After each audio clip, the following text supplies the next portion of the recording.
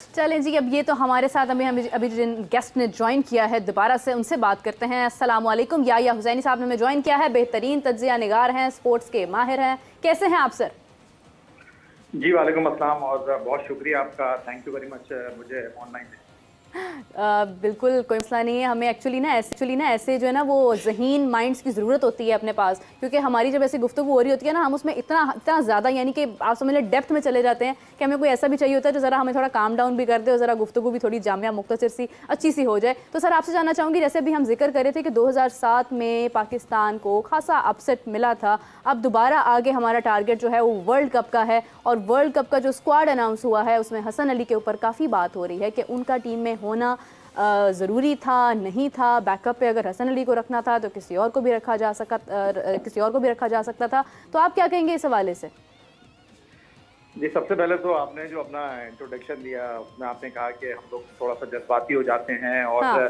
जज्बात में हम लोग इतने जो है वो आगे निकल जाते हैं कि फिर हमारे जो गेस्ट हैं वो हमको पकड़ कर लेकर आते हैं। तो सबसे पहले तो मैं आपसे ये कहना चाहूंगा कि आप जिस सीट पर बैठी हुई हैं इसको ड्राइविंग सीट कहते हैं। हाँ। कंट्रोल पैनल है आपके पास, तो आपको तो बिल्कुल भी जज्बाती नहीं होना चाहिए। आपको तो बिल्कुल भी अपने आसाब को जो है ना वो कंट्रोल रखना नहीं, चाहिए। मुझे सपोर्ट चाहिए होती है। मैं तो जज्बाती होती ही नहीं हूँ, मुझे ही तो सपोर्ट चाहिए होती है।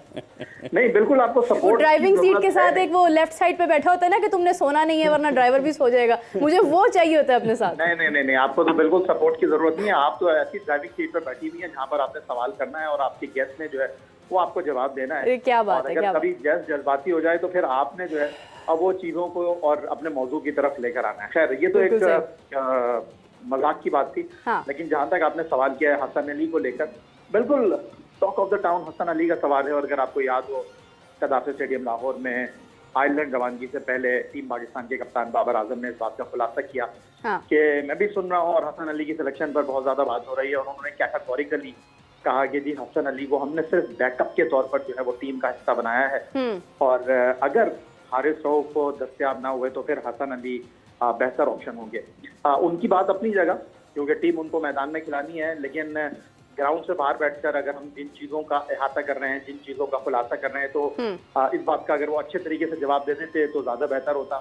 लेकिन क्योंकि वो खिलाड़ी हैं और अगर हम ये सोच रहे हैं कि जिस तरह हम बात करते हैं वो भी इस तरह हर चीज को बिल्कुल खोलकर बयान करते हैं तो शायद ये मुश्किल होगा। लेकिन बाबर आजम की राय अपनी जगह, क्यों उनके ऊपर इतनी तनकीद हो रही है हसन अली की सिलेक्शन को लेकर, उसकी बुनियादी वजह यह है हाँ। कि आप अगर ये बात कर रहे हैं कि हारिस रऊफ का मुतबादिल होंगे हसन अली, तो अगर आपको याद हो तो हारिस रऊफ तो एक तेज बॉलर हैं और हसन अली भी तेज बॉलर हैं, लेकिन दोनों की रफ्तार में जमीन आसमान का फर्क है। हारिस रऊफ जो है वो डेथ ओवर में बॉलिंग करते हैं, मिडिल ओवर में आके बॉलिंग करते हैं।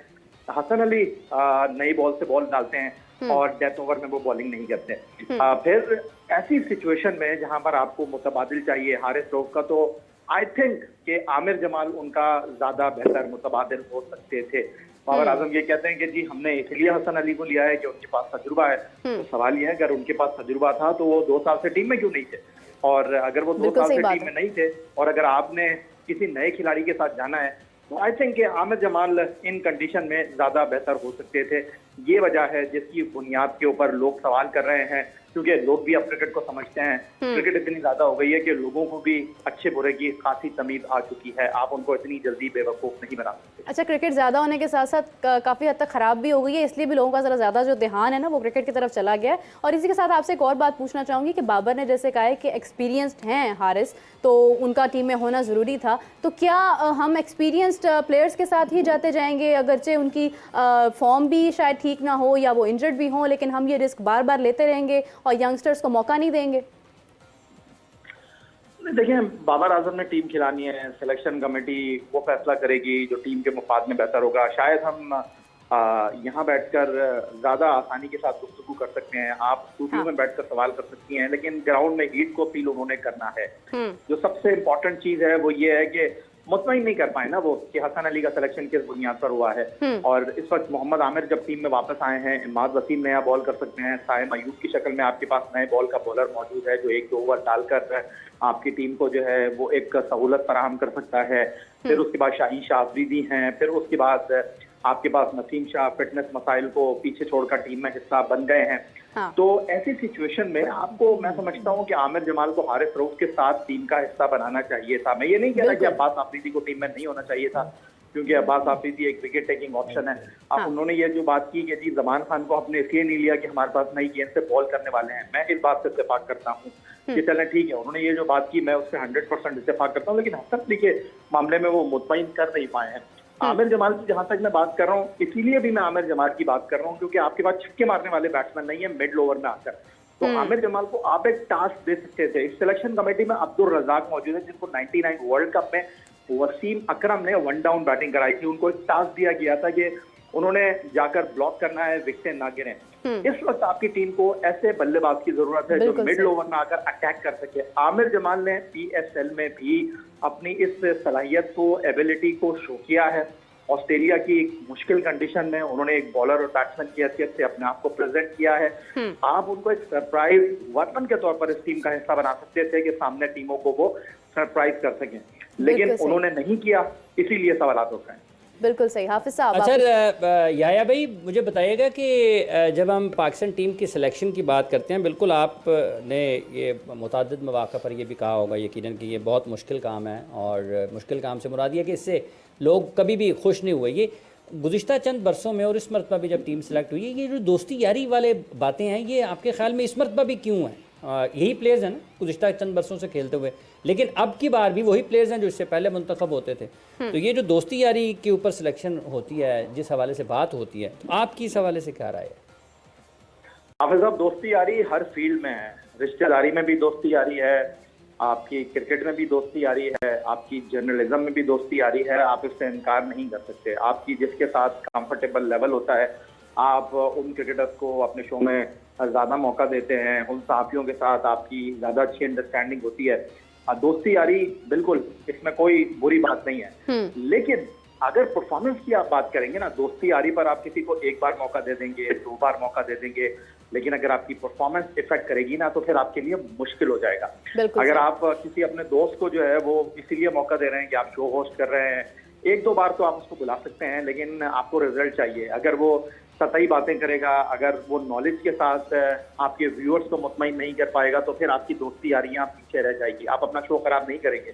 सेम इसी तरह जो टीम के जिम्मेदार लोग हैं, उनको भी इस बारे में सोचना चाहिए। ये वही हसन अली है ना, जिन्होंने 2021 में एक कैच ड्रॉप कर दिया था और वो कैच हमारे गले पड़ गया था। आप भूल गए या शायद? तो बात दरअसल ये है कि आप दोस्ती यारी के एलिमेंट्स की जो बात कर रहे हैं, देखें, आप पान की दुकान के ऊपर, फुटपाथ के ऊपर बैठ के, किसी डब्बू पे बैठ के, किसी कैरम के खेल पे बैठ के जो है वो 11 रुकनी टीम तो आसानी से बना लेते हैं।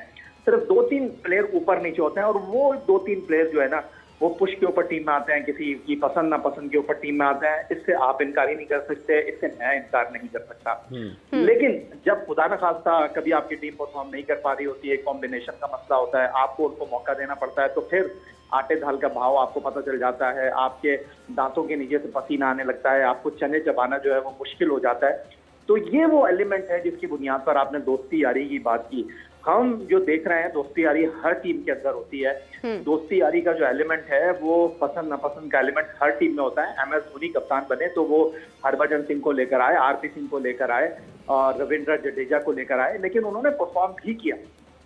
यहाँ पर अगर हम बात करते हैं, तो यहाँ पर आप परफॉर्मेंस नहीं देंगे तो आप अपने आप को भी मुश्किल में डालेंगे और उन लोगों को भी मुश्किल में डालेंगे जो फैसला साज लोग हैं। वो 1-2 बार तो आपको जो है वो सपोर्ट कर सकते हैं, लेकिन फिर जब आप डिलीवर नहीं करेंगे तो फिर तनकीद होगी। हसन अली के ऊपर इसलिए भी लोग तनकीद कर रहे हैं कि अचानक वो 2019 वर्ल्ड कप का हिस्सा बन गए। 2019 वर्ल्ड कप में कितने मैच खेले आप निकाल कर देख लीजिए।